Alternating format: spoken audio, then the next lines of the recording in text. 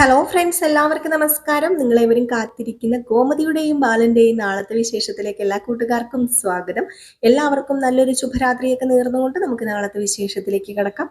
അതിനു മുമ്പായിട്ട് ആരെങ്കിലും നമ്മുടെ ഈ ചാനൽ ആദ്യമായിട്ട് കാണുന്നുണ്ടെങ്കിൽ ഇതുവരെ സബ്സ്ക്രൈബ് ഒന്നും ചെയ്ത് വെച്ചിട്ടില്ലെങ്കിൽ തീർച്ചയായിട്ടും ഒന്ന് സബ്സ്ക്രൈബ് ചെയ്ത് വെച്ചോളൂ കേട്ടോ.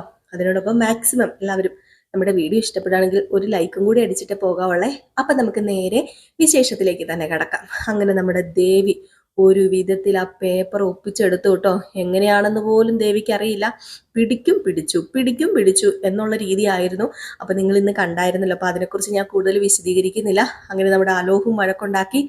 ആര്യനും അലോഹും നമ്മുടെ ആനന്ദും ഒക്കെ വഴക്കുണ്ടാക്കിയിട്ട് അകത്തേക്ക് കയറി പോയിട്ടോ. ഈ സമയത്താണെങ്കിൽ കൃഷ്ണമംഗലത്ത് ഭയങ്കര പ്രശ്നങ്ങളൊക്കെ തന്നെയാണ്. അവിടെയാണെങ്കിൽ എന്താ സംഭവിച്ചതെന്നൊന്നും അറിയത്തില്ലാത്ത രീതിയിൽ അങ്ങോട്ടും ഇങ്ങോട്ടും സംസാരമൊക്കെയാണ്. ഇനി എപ്പോഴും ഒരു കണ്ണ് വേണം ദേവമംഗലത്തേക്ക് എന്നൊക്കെയുള്ള ആ ഒരു പ്രശ്നങ്ങളൊക്കെ നടക്കുവാണ് കേട്ടോ. അപ്പൊ ഏതായാലും നമ്മുടെ ആനന്ദ് അകത്ത് കയറി വന്ന് ഷർട്ടൊക്കെ ഊരിയിടാൻ വേണ്ടി ഇങ്ങനെ നോക്കുകയാണ്. അപ്പോഴത്തേക്കും ദേവിക്കാണെങ്കിൽ എത്രയും പെട്ടെന്ന് ആ പേപ്പർ ഒന്ന് സെറ്റാക്കി എടുക്കണം എന്ന് മാത്രമേ ഉള്ളൂ. ഇനി ആരും കാണാതെ ആ പേപ്പർ ഒന്ന് നൂർത്തി എടുക്കണം. ചുരുട്ടി കൂട്ടി വെച്ചേക്കുന്ന പേപ്പറാണല്ലോ. അപ്പൊ അത് ചുരുട്ടി കൂട്ടി എറിഞ്ഞതാന്ന് അത് കയ്യിൽ കിട്ടിക്കഴിയുമ്പോഴത്തേക്കും മനസ്സിലാവരുത്. അത് നല്ല ഫ്രഷ് ആയിട്ട് തന്നെ പേപ്പർ ഇരിക്കണം. അപ്പൊ അതിനുള്ള തത്രപ്പാടാ. അപ്പൊ ആനന്ദിനെ പെട്ടെന്ന് ഉറക്കിയിട്ട് വേണം ഇനി അതൊക്കെ ഒന്ന് തേച്ചങ്ങോട്ട് ഒതുക്കാൻ. അപ്പൊ ഇതിനിടയിൽ നമ്മുടെ ദേവിയുടെ കുറച്ച് വെപ്രാളമൊക്കെ കണ്ടപ്പോഴത്തേക്ക് ആനന്ദ് ചോദിച്ചു, നിനക്ക് എന്താ പറ്റിയത്? നീ വല്ലാണ്ടങ്ങ് വേർക്കുന്നുണ്ടല്ലോ. എന്താ ദേവി നിനക്ക് പറ്റിയത്? ഏയ് ഒന്നുമില്ല ആനന്ദേട്ടാ. അല്ല, നിനക്കേ ഈ ഷർട്ടിന്റെ നാറ്റം ഉണ്ടല്ലോ. ഞാന് ഇട്ട ഷർട്ടാ, ഇതിനൊരു എന്റെ വേർപ്പ് നാറ്റാ. പക്ഷെ നിന്റെ ദേഹത്ത് എന്റെ വേർപ്പ് നാറ്റം ഉണ്ടല്ലോ എന്ന് പറഞ്ഞിട്ട് അടുത്ത് ഇങ്ങനെ മണപ്പിച്ചോണ്ട് ചെന്നപ്പോ എന്താ ഈ പറയുന്നത്? എന്റെ പൊന്നെ ആനന്ദേട്ട, ആനന്ദേട്ടന്റെ വേർപ്പ് മാത്രം എന്റെ ദേഹത്ത് വരും, പിന്നെ വരാതിരിക്കുവോ? നമ്മൾ രണ്ടുപേരും ഒരുമിച്ചല്ലേ കിടക്കുന്നത്. എന്താ ആനന്ദേട്ട ഈ പറയുന്നത്? ഭാര്യയും ഭർത്താവല്ലേ നമ്മള്. ഇതെന്റെ ഇതുപോലും അറിയത്തില്ലാത്ത മണ്ടനാണോ എന്റെ ഹസ്ബൻഡ്? ഓ, സമ്മതിച്ചിരിക്കുന്നു എന്റെ പൊന്നെ ആനന്ദേട്ട, സമ്മതിച്ചിരിക്കുന്നു. ആനന്ദേട്ടന്റെ മണമല്ലാതെ അപ്പുറത്തെ വേറെ ആരുടെയും മണം എന്റെ ശരീരത്ത് വരുവോ? എന്തുവാ ഇത്? എന്താ എന്റെ പൊന്നെ ആനന്ദേട്ട എന്നൊക്കെ ചോദിച്ചുകൊണ്ട് നമ്മുടെ ദേവി അങ്ങോട്ട് ആസാക്കാണ്. അപ്പൊ ഇത് കേട്ടപ്പോ ആനന്ദ്, ഓ അത് ശരിയാണല്ലോ അല്ലെ, എന്നാ അത് ശരിയായിരിക്കും. എങ്കിൽ പിന്നെ ബാ നമുക്ക് ലൈറ്റ് അണച്ചിട്ട് കിടക്കാം. ലൈറ്റ് അണയ്ക്കാം, എന്നിട്ട് നമുക്ക് പെട്ടെന്ന് കിടക്കാം. പെട്ടെന്ന് ഉറങ്ങിക്കോണം കേട്ടോ ആനന്ദേട്ടൻ. അതെന്താ എന്നോട് പെട്ടെന്ന് ഉറങ്ങിക്കോളാൻ പറഞ്ഞത്? അല്ല, നാളെ ജോലിക്കൊക്കെ പോകണ്ടല്ലേ, ക്ഷീണമൊക്കെ ആവൂല ആനന്ദേട്ടാ? ആനന്ദേട്ടൻ പെട്ടെന്ന് കിടക്കാനല്ലേ ഞാൻ പറഞ്ഞത്. കിടക്കാം ആനന്ദേട്ടാ എന്നൊക്കെ പറഞ്ഞ് നമ്മുടെ ആനന്ദിനെ പിടിച്ചൊക്കെ അങ്ങോട്ട് കിടത്തി.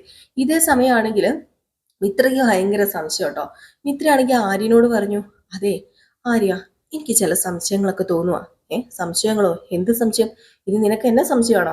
അല്ല എന്റെ പൊന്നെ ആര്യ, ആര്യന്റെ കാര്യമല്ല ഞാൻ പറഞ്ഞത്. അതെ, ഞാന് ആര്യനെ കാത്ത് ഉമ്മറത്ത് നിൽക്കുകയായിരുന്നു. അപ്പോഴത്തേക്കും പെട്ടെന്നാണ് ദേവിയെടുത്തി അങ്ങോട്ടേക്ക് വന്നത്. ദേവിയെടുത്തി പതിവില്ലാതെ വന്നത് എന്താണെന്ന് ഞാൻ ഓർത്തായിരുന്നു. അപ്പം ഏതായാലും ദേവിയെടുത്തി പറഞ്ഞു, ആര്യം വരുമ്പോ ഞാൻ വാതിൽ തുറന്നു കൊടുത്തോളാം, ഞാൻ ഇവിടെ ഇരുന്നോളാം, പൊക്കോ, പോയി ആര്യൻ എന്തേലുമൊക്കെ ഉണ്ടാക്കാറ്. അപ്പോഴത്തേക്കും ഞാൻ സംശയിച്ചില്ല. പക്ഷെ ഇപ്പൊ എനിക്ക് എന്തോ സംശയം തോന്നുക. അതിന്റെ പിന്നിൽ എന്തോ ഒന്നില്ലേ? എന്താ മിത്ര നീ പറയുന്നത്? നിങ്ങൾ എല്ലാവരും ഏതു നേരവും എന്തിനാ ആ പാവം ദേവിയടത്തിന് ഇങ്ങനെ സംശയിക്കുന്നത്? അല്ല, ദേവിയടത്തിയുടെ ആ ഒരു വെപ്രാളോ ആ ഒരു സംസാരമൊക്കെ കേട്ടിട്ട് എനിക്ക് വല്ലാതെ സംശയം തോന്നുക. അല്ല, എന്ത് സംശയം നിനക്ക് തോന്നുന്നത്? അല്ല, ഒരു കള്ളൻ എന്നൊക്കെ പറഞ്ഞില്ലേ അലോഹ്, ഇനിയിപ്പം അത് ദേവിയടത്തി ആയിരിക്കുമോ? ദേവിയടത്തി ആനന്ദേട്ടനും കിടന്ന് ഉറങ്ങല്ലായിരുന്നോ? അവര് റൂമിനകത്ത് കിടക്കല്ലായിരുന്നോ? അതാ എനിക്ക് പിന്നെ സംശയം ആര്യ. ഞാന് ഇവിടെ ഉണ്ടായിരുന്നപ്പം ദേവിയടത്തി ഉറങ്ങിയൊന്നുമില്ല.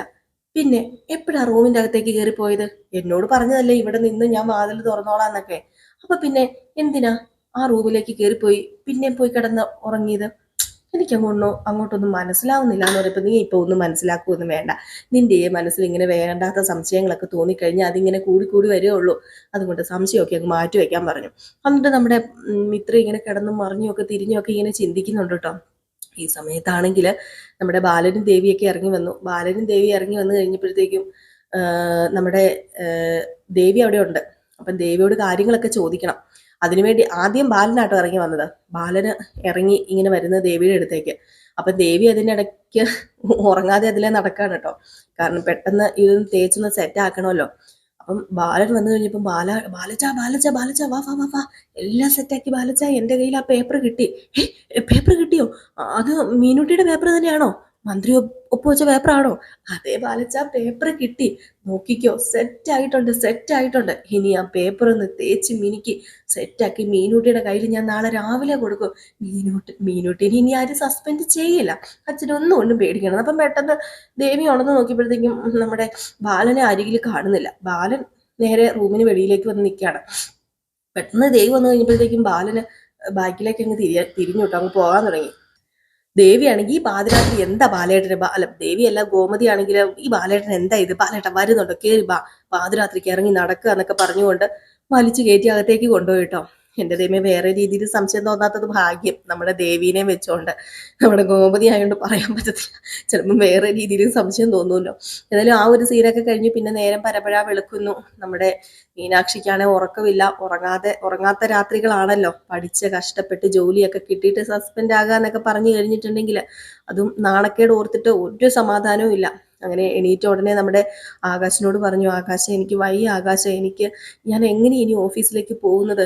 ഇന്ന് ഓഫീസിലേക്ക് പോകുമ്പോൾ അവിടെ എന്തൊക്കെയാ സംഭവിക്കുമെന്ന് ദൈവത്തിനെ അറിയത്തുള്ളൂ. അതും മാത്രമല്ല, ഇനിയിപ്പം മീഡിയക്കാരൊക്കെ വരും, ഭയങ്കര നാണക്കേടാവില്ലേ? അച്ഛനറിയില്ലേ, അമ്മ അറിയില്ലേ, എല്ലാവരും അറിയില്ലേ? അതുമല്ല, കൃഷ്ണമംഗലത്തുകാരൊക്കെ അറിയില്ലേ? എൻ്റെ അഹങ്കാരത്തിന് കിട്ടിയതാണെന്നല്ലേ എല്ലാവരും പറയത്തുള്ളൂ. എനിക്കറിയില്ല എന്താ ചെയ്യേണ്ടതെന്ന്. അപ്പൊ ആകാശ് പറയുന്നുണ്ട്, ഇനിയിപ്പോ എന്ത് ചെയ്യാൻ പറ്റും? ആ പേപ്പർ നമുക്ക് ഇതുവരെ കിട്ടിയിട്ടില്ലല്ലോ. അപ്പൊ നമുക്ക് എന്തെങ്കിലും ചെയ്യാൻ പറ്റുമോ? ഇല്ല. ഇനിയിപ്പോ എല്ലാം വരുന്നിടത്ത് വെച്ച് കാണുക എന്നല്ലാതെ നമുക്ക് വേറൊന്നും ചെയ്യാൻ പറ്റില്ലല്ലോ. മീനു, നീ സമാധാനായിരിക്കുക. നിന്റെ കൂടെ എന്തിനും ഏതിനും ഞാനുണ്ട്. അതുപോലെ ഈ വീട്ടിലെ എല്ലാവരും നിന്റെ കൂടെയില്ലേ? അച്ഛൻ നിന്റെ കൂടെയില്ലേ? അമ്മ നിന്റെ കൂടെയില്ലേ? ഏടത്തിയും അതുപോലെ തന്നെ മിത്രയും എല്ലാവരും നിന്റെ കൂടെ നിൽപ്പില്ലേ? പിന്നെ എന്താ? അതല്ല ആകാശേ, എനിക്ക് തോന്നുന്നു ഇത് മനഃപൂർവ്വം ആരും എടുത്ത് മാറ്റിയിട്ടുണ്ടെന്നാ. ഈ വീട്ടിൽ ഞാൻ കൊണ്ടുവന്നതാ, അത് ഉറപ്പാ. ഈ വീട്ടിൽ കൊണ്ടുവന്ന് ഞാൻ മിത്രേനെയൊക്കെ ഇത് കാണിച്ചതാ. എന്നിട്ട് ഇതാരാ എടുത്തു മാറ്റിയത്? ഈ വീട്ടിലുള്ളവരെയാ എനിക്ക് സംശയം. ഈ വീട്ടിലുള്ളവരെന്ന് പറഞ്ഞാൽ നമുക്ക് അങ്ങനെ സംശയിക്കാൻ പറ്റുമോ? അങ്ങനെ നമ്മൾ സംശയിച്ചു കഴിഞ്ഞിട്ടുണ്ടെങ്കിൽ അത് ശരിയാണോ മീനാക്ഷി? അതുകൊണ്ട് നീ ആ കേസൊക്കെ വിടാൻ പറയാ. ഈ സമയത്താണെങ്കിൽ നമ്മുടെ മിത്രയും അതുപോലെ തന്നെ ആരൊക്കെയാ, ഗോമതിയും ഒക്കെ ഇങ്ങനെ നിൽക്കുകയാണ്. ഇങ്ങനെ നിൽക്കുന്നതിൻ്റെ ഇടയ്ക്ക് ഇതിൻ്റെ ഇടയ്ക്ക് വേറൊരു സീൻ ഉണ്ടായിരുന്നു കേട്ടോ. ഇത് അയൺ ചെയ്യുന്ന ഒരു സീന്, അത് ഞാൻ പറഞ്ഞില്ലല്ലോ. അങ്ങനെ എല്ലാവരും ഉറങ്ങിയ സമയത്ത് ഇത് ബെഡിനല്ല, തലങ്ങണയ്ക്ക് അടിയിൽ നിന്ന് ഈ ഒരു പൊതി എടുത്തിട്ട്, പൊതിയല്ല, ആ ഒരു കടലാസ് എടുത്തിട്ട്, എൻ്റെ ഭഗവതി രക്ഷപ്പെട്ടല്ലോ, എൻ്റെ ഭഗവതി നീ എന്നെ കാത്തല്ലോ, ഞാൻ അവിടെ അത് ചെയ്തേക്കാമേ, ഞാൻ ഇവിടെ ഇത് ചെയ്തേക്കാമേ എന്നൊക്കെ പറഞ്ഞ് നേർച്ചയൊക്കെ നേർന്ന് നേരെ ആരെ വിളിക്കുന്നു? നമ്മുടെ ദേവി അമ്മേനെ വിളിച്ച് കാര്യങ്ങളൊക്കെ പറയുക. സെറ്റായമ്മേ, കിട്ടിയമ്മേ, ഇതാ ചുളുങ്ങിയായിരിക്കുന്നു, ഇത് തന്നെ എന്ത് ചെയ്യണമെന്ന് എനിക്ക് അറിയില്ല, ഞാൻ അതേപടി കൊടുത്തിട്ടുണ്ടെങ്കിൽ ആരെങ്കിലും ചുരുട്ടി കളഞ്ഞാന്നല്ലേ ഓർക്കത്തുള്ളൂ. ഇടി പൊട്ടി, നീ അത് തേക്കടി, നല്ല തേപ്പോട്ട് വെച്ച് നല്ല വടി പോലെ തേക്കാൻ പറയുകയാണ്. ഇത് കേട്ട് കഴിഞ്ഞപ്പോഴത്തേക്കും ദേവിക്കല്ലാതെ ആ ബുദ്ധിബോധമൊന്നും പോകില്ലല്ലോ. അങ്ങനെ ദേവി എന്ത് ചെയ്തു? അതെടുത്തിട്ട് നല്ല വടി പോലെ തേച്ച് മിനിക്ക് പുത്തൻ പേപ്പറാക്കി കേട്ടോ. ഏതായാലും അത് കഴിഞ്ഞിട്ടാണ് ബാക്കി സംഭവങ്ങളൊക്കെ, നമ്മുടെ മീനാക്ഷിയും ആകാശം തമ്മിലുള്ള സംസാരമൊക്കെ. അകത്ത് ഗോമതി ചായയൊക്കെ ഇട്ടുകൊണ്ടിരിക്കുന്നു, മിത്ര അവിടെ ഉണ്ട്. അപ്പോഴാണ് ദേ കിട്ടി, പേപ്പർ കിട്ടി എന്നും പറഞ്ഞുകൊണ്ട് നമ്മുടെ ദേവി ആ പേപ്പർ കൊണ്ടുവരിക. അയ്യോ, ഇത് കേട്ടതും അകത്തു നിന്ന് മീനാക്ഷി ഓടി വന്നിട്ട്, എന്ത് പേപ്പറാ? അതെ അതെ മീനാക്ഷി, പേപ്പർ കിട്ടി, ഇതല്ലേ മന്ത്രി ഒപ്പിട്ട പേപ്പർ? എനിക്ക് വായിച്ചപ്പോ തന്നെ മനസ്സിലായി, ഇത് മന്ത്രി ഒപ്പിട്ട പേപ്പർ തന്നെയാ എന്നും പറഞ്ഞുകൊണ്ട് അതങ്ങ് നോക്കിയിട്ട് അങ്ങ് കൊടുക്കാണ്.